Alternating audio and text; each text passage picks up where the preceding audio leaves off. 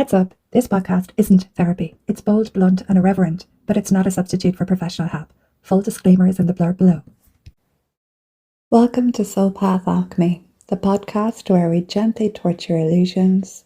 So let's dive into truth so clean it exfoliates your soul. Relationships, red flags, and that voice in my head. So after this episode, if you're still texting Tom or Mary, well, I did warn you.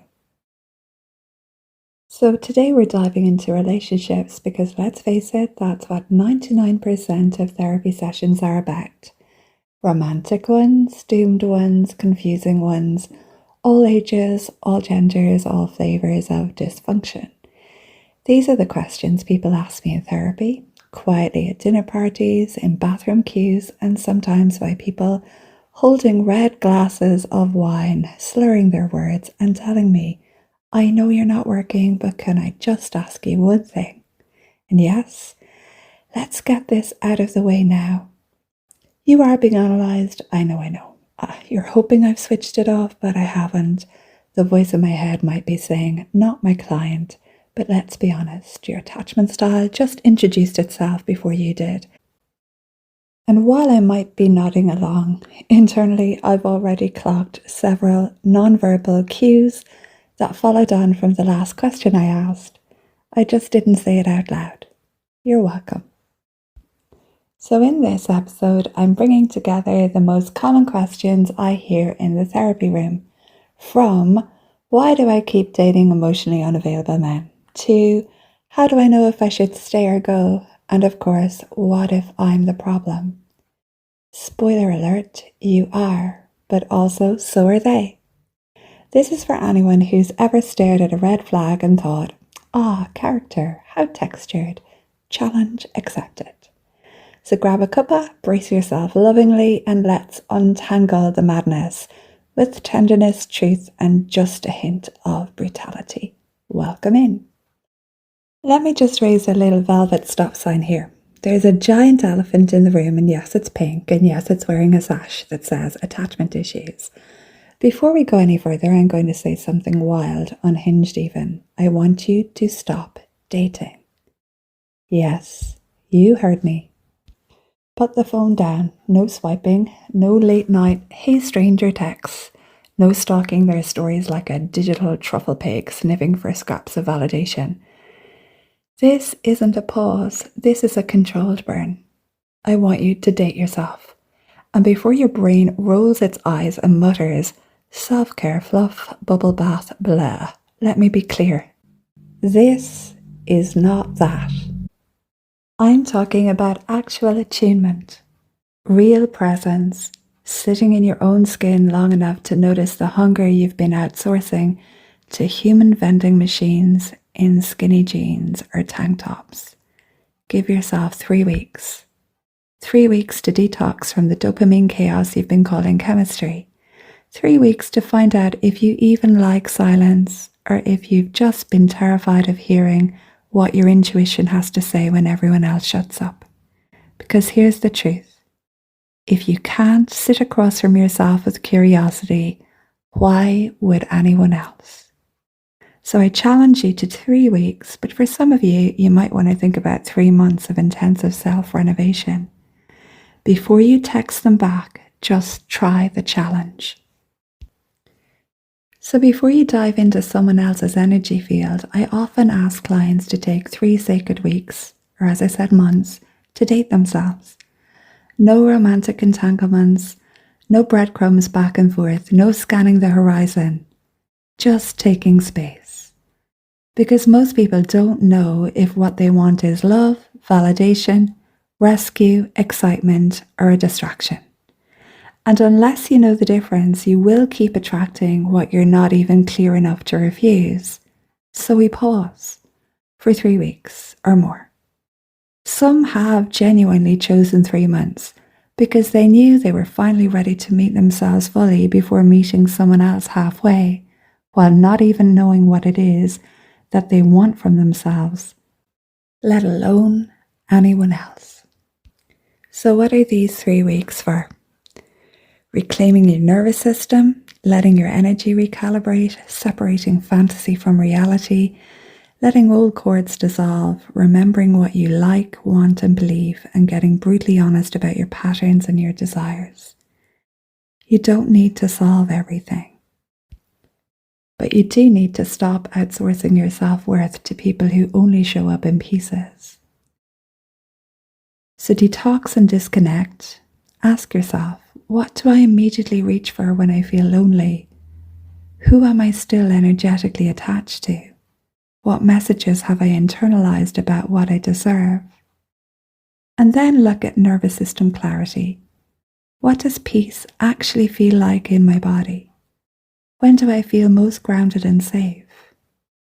Am I capable of experiencing rest without guilt or distraction? Then move on to your vision and intention. What kind of relationship do I actually want? How do I want to feel on an average Tuesday, Wednesday with someone? What have I tolerated before that I know I definitely never will again? So once the pause is complete, we look at the alignment factors that matter most.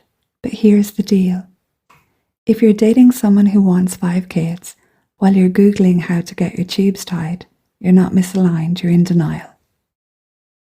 Thinking we'll work it out is not a strategy, it's a symptom. Are you volunteering for a personality transplant? Let's face it, you're postponing the inevitable in the hopes that reality will politely rearrange itself around your denial. It won't. No amount of chemistry, conversation, or maybe they'll change overrides a core value clash. So the non-negotiable categories truly are children, a family vision, relationship structures, whether someone wants monogamy or polyamory, etc. Someone's emotional availability and their communication style. Then we have lifestyle, different ambitions, rhythms, chaos tolerance. The very important religious or spiritual alignments, financial values, time investment, and intimacy pace.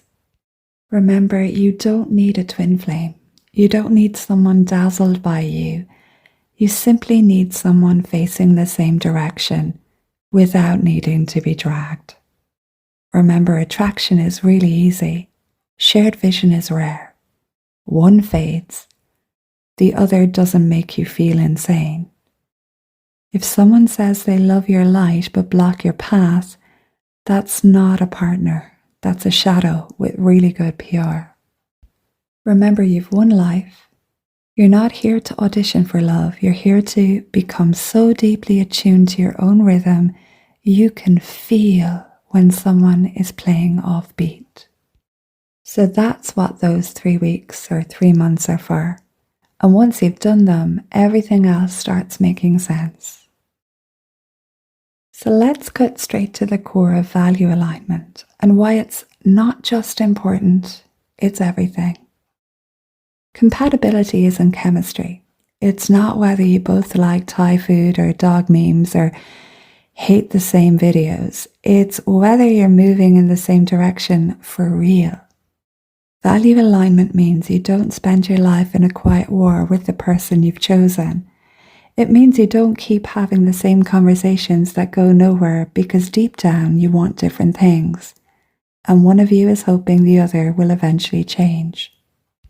It's not dramatic, it's not romantic, it's not a slow burn into compromise, it's silent erosion. That's what happens when your values don't align. Your integrity begins to leak, drip by drip by drip, while you smile and pretend it's fine. If you want 1 child and they want 5, you are not working it through.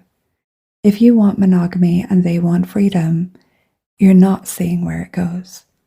And if you want stability and they live for chaos, you're not teaching each other balance. You are in fact running out the clock on your own clarity. Shared values create ease, not perfection, ease. The kind that lets you exhale. The kind where no one is trying to win or convince or convert. And if you've never felt that kind of ease in a relationship before, that's not a sign to settle. That's your sign to wait. Wait for the one who doesn't just admire you. They get it. They speak the same language of integrity, and they're already walking the road you're on. So now that we've dismantled the illusion that compromise can solve incompatibility, let's talk about non-negotiables. Not preferences, not ideals, not the things you write in a journal and then abandon at the first sign of attention. I'm talking about the core principles that keep your nervous system regulated and your dignity intact. Because let me tell you, chemistry might make you tingle, but only values will keep you safe. A non-negotiable is the line you don't cross, not even for someone who looks like your childhood fantasy or texts you good morning every single day. It is quite simply the deep, unmoving truth in you that says, I don't chase, I don't beg, I don't contort myself for potential. And if you're not clear on your non-negotiables, you will abandon them one by one, slowly, quietly, until the only person left in the relationship is the version of you who settled. So the non-negotiables, what you will never again pretend you can live without. So we have spiritual compatibility. Remember, your soul deserves a mirror, not a project. Do they honor your inner life even if it's not theirs? Can they sit in silence or do they panic in the absence of noise? Do they have reverence for meaning or are they allergic to depth? Will they walk with you in dark nights of the soul or just text you a meme and check out? If your path feels sacred and theirs feels transactional, you're not on the same journey. You're the entertainment. When they're feeling bored. And then we have emotional maturity. If you need to explain basic respect, you're not in a relationship. You're running a daycare. Can they name their feelings without weaponizing them? Do they apologize without melting down or flipping the script? Are they curious about your experience or just waiting for their turn to speak? Can they hold space or do they just take it up? Emotional availability is not a vibe, it's a skill set, and if they don't have it, you're dating their wounds. Then we have practical alignment. Love doesn't conquer all, especially not scheduling shared goals or your rent. Do your lifestyles actually match? Are your timelines for life choices remotely compatible? Do they meet you in the day-to-day or just text you poetic nonsense at midnight? Can they carry the weight with you or are you always hauling the emotional admin? Romance without logistics is just well-lit chaos. And then we have sexual chemistry and respect. If they touch your body but can't meet your gaze, that's not intimacy, that's access. Can they attune to your pleasure or just perform near you? Do they listen without defensiveness if something doesn't work? Can you talk about desire without shame or shutdown? Is there room for play, reverence, awkwardness, and depth? Sexual compatibility isn't just about heat. It's about safety, honesty, and mutuality. If you can't speak during, you won't be able to speak after. And then we have the shared future vision. If you're hoping they'll change and they're hoping you'll soften, you're both writing fiction. Are your dreams pointing in the same direction? Do you both want the same structure, family, freedom, roots, and motion? Is there a rhythm to your decision-making that feels collaborative, or does one of you keep vanishing when things get real? Don't ever marry the vibe, marry the outcome. So here it is for the brave, the broken, and the chronically hopeful, the stay or go diagnostic. Ask yourself the following questions. If you flinch, wince, or start defending them before the sentence ends, you already know. Do you feel safe in the relationship? Not sometimes, not when things are good. Safe, full stop. If your nervous system is operating like it's in a hostage negotiation, it is. Can you be your full stream of consciousness self without editing, shrinking, or translating? If you're constantly proofreading your personality, you're not in love. You're in PR. Is your connection built on reality or potential? If you're dating someone's promise, not their pattern, prepare to get emotionally invoiced. Do your values match, or are you writing essays in your head trying to justify why they don't? Your volume system is not IKEA furniture. Stop rearranging it to keep the vibe. If nothing changed, would you still choose this person from a year from now? If the answer is no, but you're still here, congratulations, you've just identified the plot of your next heartbreak. Okay, so the emotionally mature exit plan. Because ghosting is for cowards and explosive endings are just unresolved trauma cosplaying as passion. Step 1, get honest with yourself first. If you're planning to leave but trying to make them do the leaving, you're not stuck, you're scared. Say it with me. I don't need them to be the villain to justify my clarity. Step 2, don't warn, don't threaten, decide. If you said inside, I can't do this anymore, 100 times and you're still doing it, that's not a boundary, it's theatre. Step 3, exit with dignity, not debris. You don't need a dramatic scene, you need a clean line. No paragraphs, no riddles, no midnight confessions, just this. I'm sorry, this isn't working for me anymore. I wish you well. Goodbye. Step 4, don't look back just because they finally texted something vaguely insightful.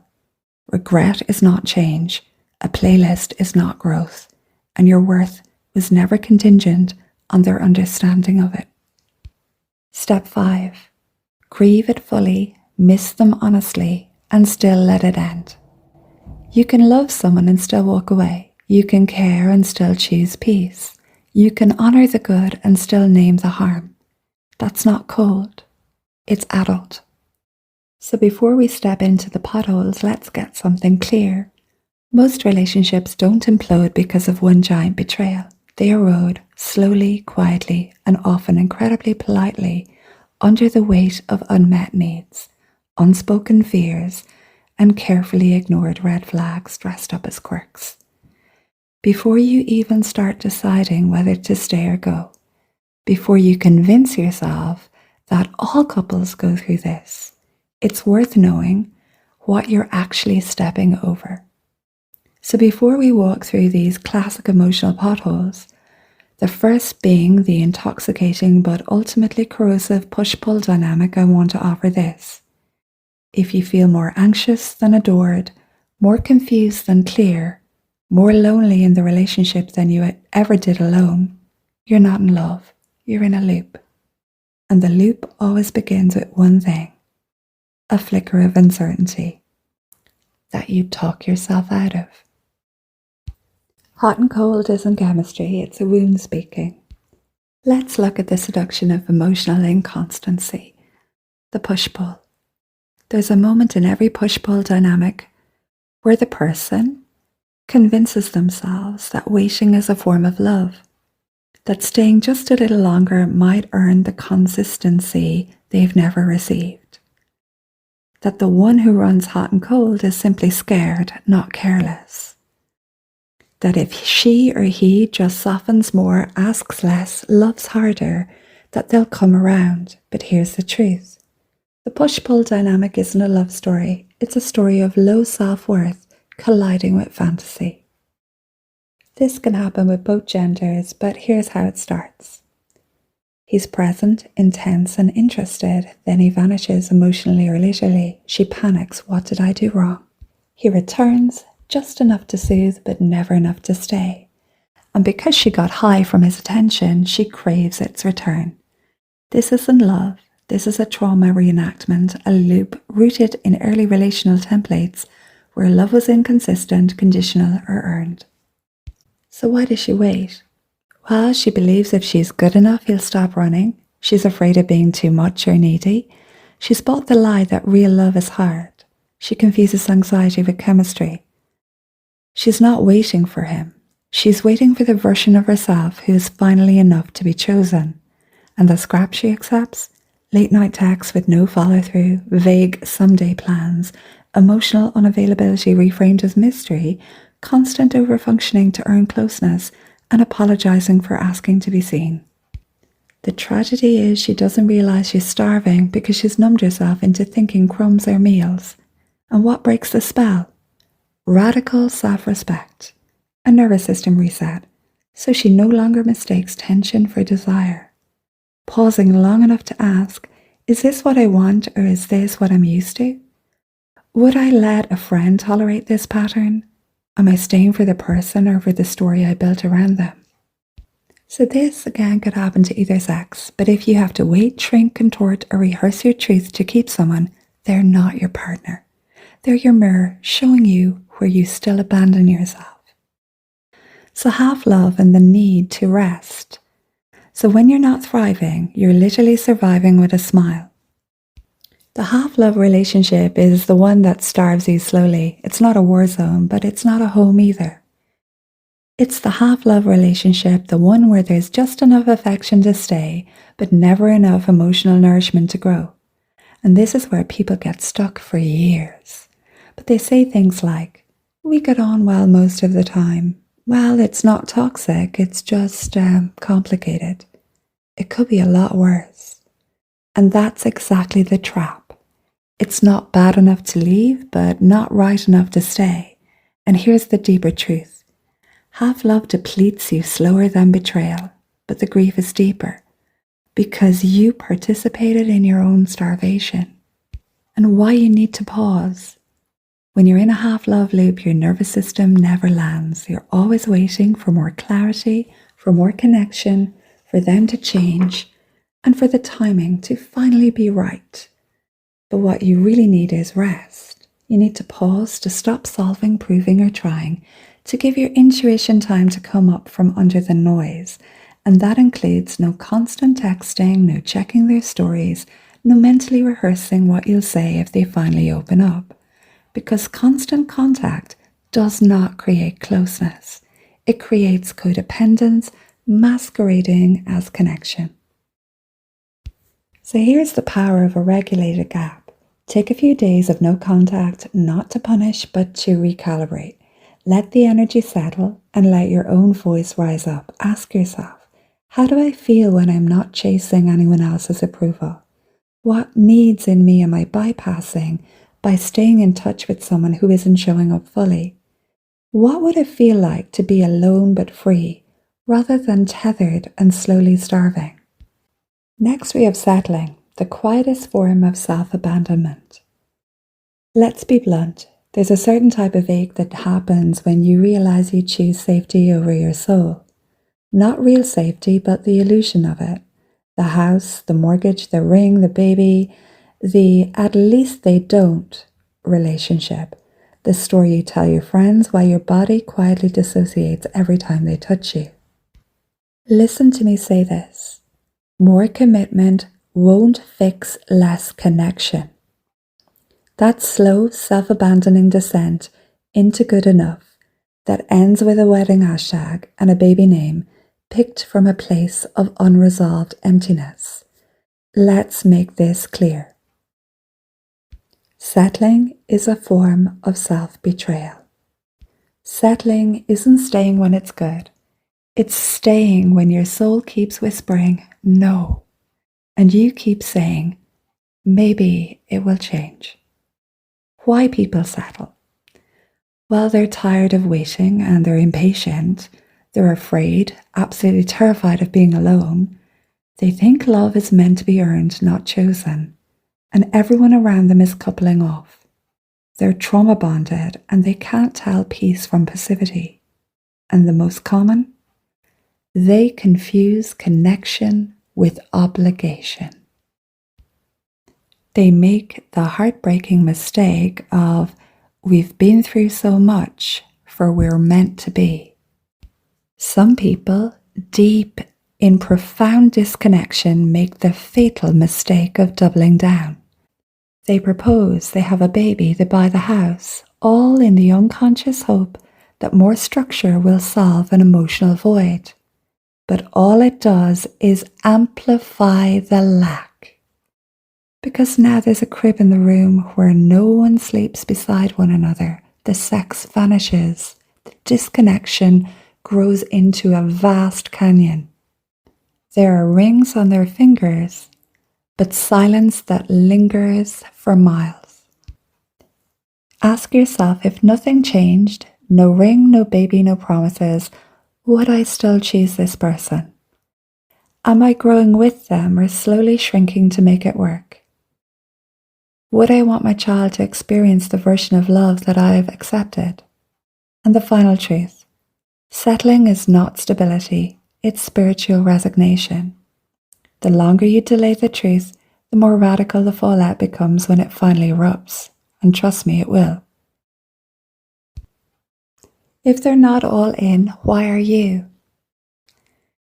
So we need to talk about the emotional overdraft people run in relationships, the ones where you're doing 90% of the work emotionally, mentally, energetically, and calling it love.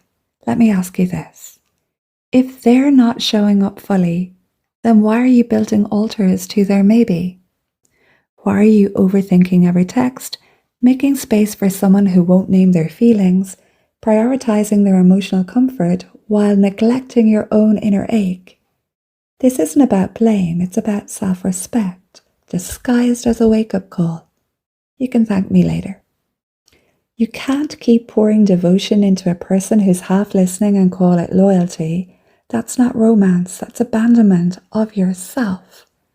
So things to ask yourself. Am I hoping they'll become someone they've shown no capacity to be? Do I trust them? Or am I constantly justifying them? What would I do differently if I believed I was worthy of reciprocity, not just attention?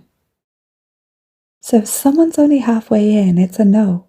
Anything less than full presence is emotional breadcrumbing, and you are never meant to survive on scraps. So I'm going to wrap this up. Save yourself a decade and choose you sooner. Look, I know this wasn't gentle, but I'm not here to tuck you in. I'm here to wake you up before you waste another year baking banana bread with someone who makes your soul shrink. If he's not texting you back, take that as the love letter from the universe that it is. If you're Googling, what does it mean when he ghosts me but watches my stories? Hey, you already know, you're just stalling and lying to yourself. Listen to me carefully when I say this. You get one life, one. This is not a dress rehearsal. And this is definitely not the time to romanticize emotional malnutrition. If you want sparks, get an electrician. Go rub your socks on a carpet. If you want devotion, stop auditioning for people who wouldn't even queue to see you. And if this episode hurt a little good, that sting you feel, that's your soul standing up for itself and getting back online. Now go date yourself like you're the damn prize, because you are. When the heart leads, grace grasps it, courage molds it, and the divine unfolds it. So if you're standing at the edge of an ending, don't just ask if it's right, ask if it's true. Because truth, once honoured, has a way of parting the sea. I'm Annie, and thanks for hanging out for a while. This is Soul Path Alchemy, where we don't sugarcoat the shadows, we alchemize them.